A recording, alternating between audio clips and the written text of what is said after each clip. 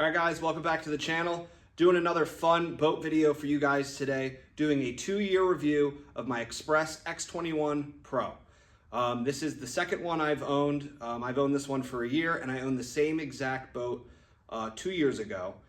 So this is going to be a 2-year review of how the boats hold up. And I will say both of these boats were pros boats, and they were multiple years old. One was a 2022. This one right behind me is a 2023.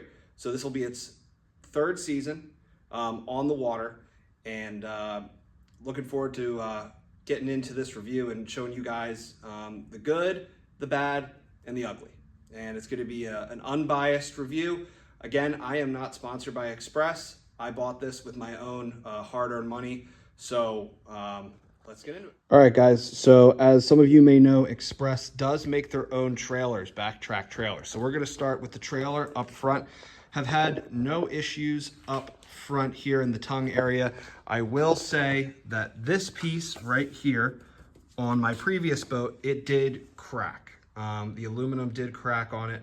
That was after a lot of use of, driving the boat up and a lot of pressure there. So that is something to keep in mind if you drive your boat up a lot pretty aggressively. Maybe try to ease off of it, because that is a potential weak point there. But really, as we move down the entire trailer here, and yes, guys, I know my boat is filthy with salt. I'm getting it washed soon, so don't judge. Really have had zero issues other than that issue. And then coming to the back here, this light went out on me. But other than that, guys, just small, wear and tear type deals on this trailer. I mean, it's super sturdy, super strong. The wheels that came on this with the, I forget what the package is called, maybe the exclusive package or something. Wheels are phenomenal. Have really had zero issues other than the two things that I mentioned on the trailer. And it's super lightweight and really does get the job done, especially when you're towing all over the country like I am.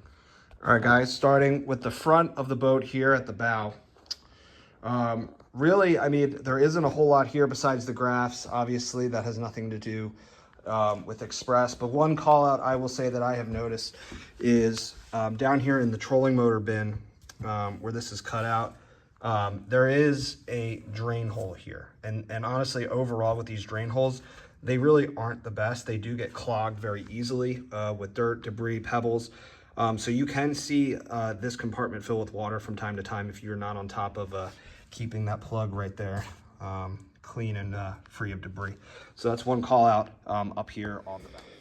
All right, as we move down to the deck, guys, one of the biggest questions I get with my boat is, how do I like the sea deck? How is it different from carpet? Okay, obviously, as you can see, it's dirty right now, extremely easy to clean. Okay, that being said, it really is lighter on your feet, and I do love it. I like it a lot better than carpet.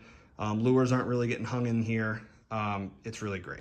But one of the things I do need to call out, actually a couple things, is one is the durability, and the other is icy conditions. So if you get this wet, it dries instantly, almost instantly. But in the cold weather, it will freeze like an ice rink. I actually lost a fish last year in the Bassmaster Opens because I slipped on the back deck because it was filled with ice, and I ended up losing tension on a fish and losing it. But another thing is the durability. I will say, guys, as you can see here, right, it can rip from use, right? It will wear down.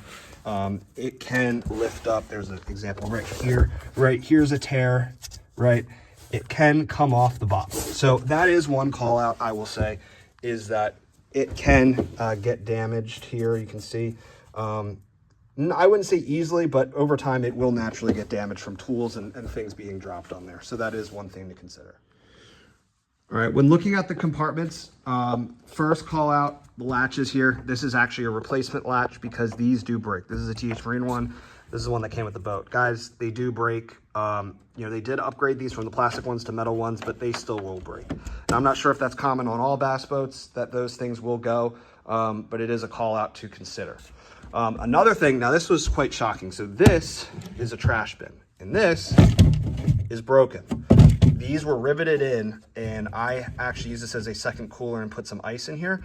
In some rough water, this completely ripped out. So this is something, guys, that I wish they had not made this a plastic insert and would have just made this just straight aluminum. Honestly, didn't even need this. Could have just made it nice and you know, all metal, and we wouldn't be having these problems. So I do have to figure out how to fix this. But this is something to call out, guys, that this trash bin can be pretty easily broken if you have enough weight in there. When opening up compartments, so all my tackle is in here is tackle storage. One thing I will call out, and this does go for the entire boat, guys, it's an aluminum boat. Everything is basically bolted or screwed in. And as things vibrate, as you use the boat, screws will come undone. You will find screws in the bottom of compartments here. But honestly, the one thing that is nice about that is, yes, you may find some loose screws that may come out over time, but it's very easy to find where they go and put them back in to make repairs. But up here, I will call out one thing, is that these lights, as you can see right here, they are pretty weak wires, and they will break pretty easily and kind of get finicky. You can see the wiring comes through. It is decently exposed. A lot of people don't like that on the boats. And it is something I'm not really a fan of. The lights don't really do that great of a job in terms of looking in your storage compartments when it is dark outside. In the rod locker here, again, with the wiring, guys. So, you know, if you do have the sound system, it is decently exposed. A lot of people don't like, I mean, I don't mind it, but a lot of people don't like how this is just kind of hanging out wires. It kind of looks ugly and it's not hidden. I will say that does make it easy to make repairs, but it also does leave it open to potentially getting damaged. And again, I do have a light up there that is very finicky, and I already had to replace it. All right, looking at the cockpit area, guys, one big call out that I'm not a fan of is that these drain plugs really, again, do not drain well. If there is a heavy rain or you have a lot of water in the boat, it will sit in these back crevices right there and right there. That is a major call out in terms of water being distributed to the bilge and ultimately out of the boat. So that is one call out. I do really like the seats, though. The seats are very comfortable. Obviously, guys, again, this is an aluminum boat. Okay, there is no suspension system on this bench. In rough water, you are going to feel it. But again, it's all about how you drive the boat. In this boat, I will say in deep, big water is phenomenal. As long as you know how to drive it, it's very light, and it's actually decently hard to spear waves if you know how to drive it properly, because it's so light. Up here in the actual driving area, I will say one call out is these gauges, specifically this one. The light is kind of in and out with the wiring, again, kind of thin wiring, and I will just call that out, that if you want this lit up when you have your nav lights running, that may go out on you. So again, not sure if that is a common bass boat issue, but it has been an issue for me on this boat. But again, other than that, guys, I mean, the storage is great in this area too. I mean, these open up, phenomenal storage under both.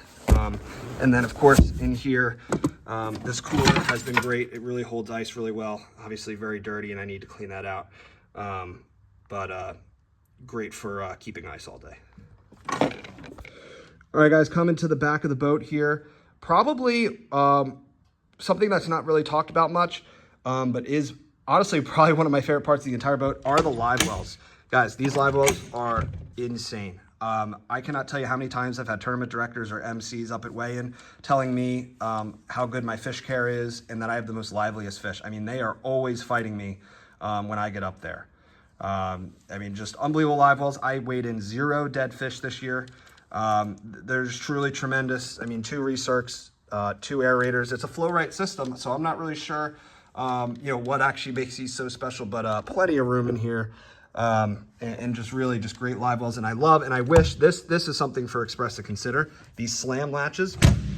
I wish every single compartment were these slam latches. They're unbelievable. They're sturdy, they don't break, and it's just simple. You just close it and it locks automatically. I wish all the compartments had slam latches, to be honest. All right, again, more storage back here, guys. You have 2 of these back compartments, one right here, one right there. I will say these are probably the 2 worst compartments in terms of not being able to drain water out. I mean, there's a good amount of storage in there.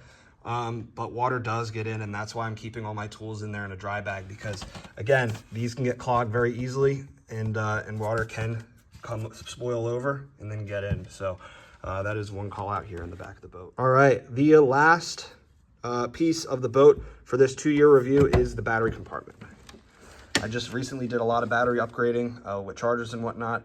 I will say, if you are running any sort of Raptors, power poles, with all the bilge hosing and everything, there is not a ton of room in here for batteries. I have 4 in there, used to have 5, but with an upgrade in that impulse charging system right there, I could not fit my 3 trolling motors batteries, so I had to convert down to 2.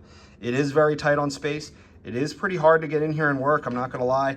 Luckily, this door latch here, this does unscrew very easily, and you do have to do that if you have to do any sort of extensive work in here, because it is very tight and limited on space when you need to work in here. All right, guys, that is my basic 2-year review rundown of my Xpress X21 Pro.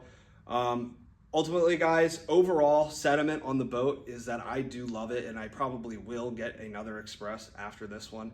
Guys, I love the aluminum. I love not having to think about fiberglass damage or anything. If I knock into a stump or pull up on some a rough shoreline or anything, I mean, the boat, if you know how to drive it properly, got everything rigged out, you can hit 70, which is honestly as fast as I would ever need to go.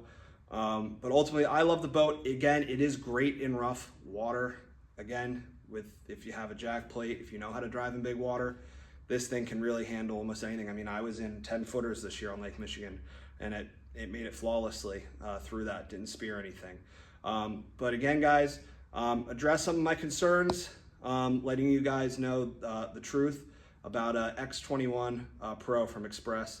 Guys, if you have any questions about the boat, or Xpress in general, leave them in the comments section. And again, I'm not sponsored. This is all unbiased. But I really do love the boat. And I didn't even talk about the motor, but the Yamaha has been flawless. And I love that motor as well. So thank you all for watching. I really appreciate it. And I will catch you guys on the next video.